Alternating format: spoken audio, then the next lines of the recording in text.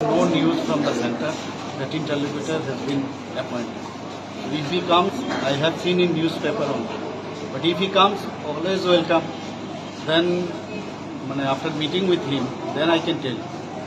Beforehand, I cannot tell. Sir আজকে online লাইব্রেরির উদ্বোধন করা হয়েছে। আপনি যেমনটা বারবার বলেন যে পেপারলেস ট্রান্সপারেন্ট জিনিসপত্র থাকতে হবে, এই অনলাইন লাইব্রেরি নিয়ে কি বলবো? খুব ভালো লাগছে এটা অনলাইন লাইব্রেরির মাধ্যমে আমাদের মেডিকেল কলেজেও আমরা দেখেছি। এতে একটা কি পেপারলেস ছাড়া বই বেশি হয়ে গেলে এখন কি আর যে ফিজিক্যাল ভলিউম সেটা কিন্তু কমে যাবে এবং যে কোনো জায়গায় অ্যাপ্রোচ করা যায়, যে কোনো বইয়ের দরকার সেই অনলাইনের মাধ্যমে সেটা চলে আসে।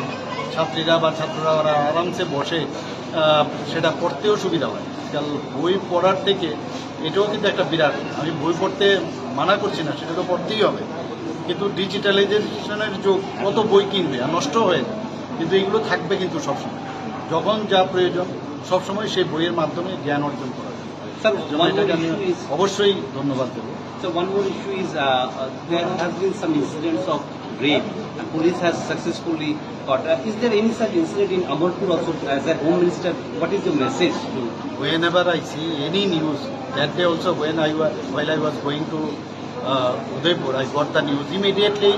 I already contacted with the SP. Then I told him that immediately you have to arrest the culprits, and they have done it in everywhere. And from my side and from my government side, we are very transparent. There should not be any,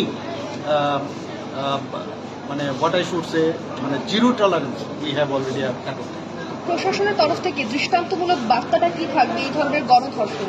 না, এই ধরনের তো এগুলো তো আমরা সবাই জানি, সারা পৃথিবীতে এগুলো হচ্ছে, কিন্তু দেখতে হবে, বা প্রদেশেও হয় অনেক জায়গায়, কিন্তু এখন দেখতে হবে আমাদের তরফ থেকে আমরা ঠিকভাবে, এগুলো তো মানসিক বিকৃতি, এছাড়া তো আর কিছুই না। সমাজের বিকৃতি সম্পূর্ণ মানুষরা এগুলো করে, কিন্তু যারা এর মধ্যে ইনভলভ, আমাদের চেষ্টা থাকবে সরকারের তরফ থেকে কোনো অবস্থায় তাদের যে চেষ্টা, যে কালপ্রিট বা যারাই বিষয়ে ইনভলভ, তাদেরকে কোনো অবস্থায় যেন ছাড় না পায়, আইনের পথে।